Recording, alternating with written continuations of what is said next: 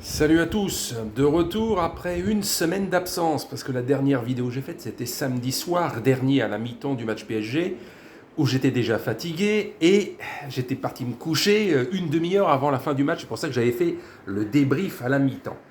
Une semaine plus tard, la gueule un petit peu blanchâtre et fatiguée, et oui, oui, j'ai jamais été aussi peu bronzé au mois d'août depuis au moins 15 ans, quoi. Donc, mais un bon coup de fatigue. J'ai peut-être chopé ce connard de Covid. Mais en tout cas, bon, voilà, petit à petit, ça va se remettre. Là je suis à 50-60% de mes moyens. Mais bon, lundi dernier, quand je me suis arrêté, j'étais à 30%. Donc, malgré le mépris et tout ça, je voulais faire une petite vidéo avant probablement le débrief si j'ai envie ce soir sur Paris. On va bien voir. Sur Messi, hein, on a appris qu'il n'était pas nommé parmi les 30. Alors, on ne va pas faire encore les veuves effarouchées.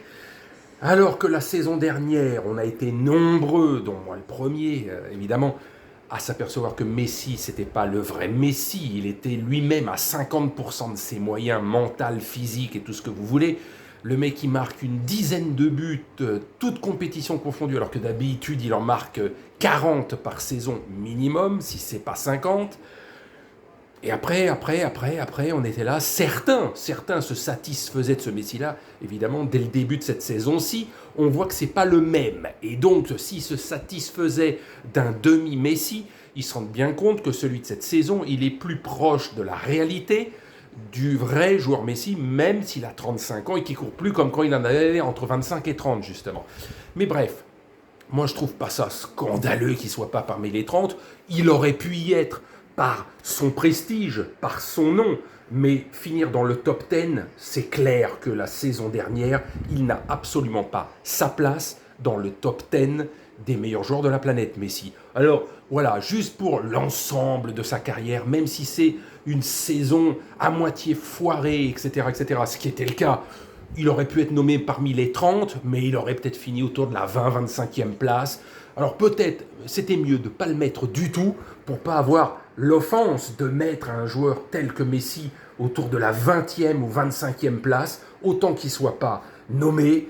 Et c'est logique, sa saison a été très très médiocre et on ne va pas commencer à faire un scandale pour certains. Mais comment? Mais si, des fois tu repars de tout en bas, tu remontes et c'est pas plus mal. Cette saison, s'il fait la saison comme il est parti entre Paris, la Coupe du Monde et ça continue après la Coupe du Monde avec Paris, il sera de retour parmi les 30 du Ballon d'Or et il sera peut-être même de retour pour être l'un des favoris pour le top 3, c'est-à-dire le podium du prochain Ballon d'Or dans un an. Qui sait s'il fait vraiment la saison comme il semble parti cette saison-ci. Ça aurait été un accident la saison dernière, voilà, mentalement, physiquement, il n'y avait rien qui allait. Il a fait une saison, je vous dis, où il était à même pas 50% de ses moyens physiques et mentaux, et mentaux c'est vraiment là. Donc voilà, moi ça me choque pas. On va pas en faire un pataquès parce qu'il n'est pas nommé. Waouh, tout d'un coup maintenant, tous ceux qui le dézinguaient vont dire comment ça, il n'est pas nommé. Non, non, faut arrêter de retourner sa veste toutes les 5 minutes dans le sens du vent. Arrêtez, même si ces dernières semaines, c'est vrai que du vent, il n'y en a pas beaucoup. Au contraire, on crame, on crève. Donc voilà, donc Messi sera sur la nomination du prochain Ballon d'Or, il sera peut-être même dans le top 5 du prochain Ballon d'Or s'il continue toute la saison comme il est actuellement, on verra bien.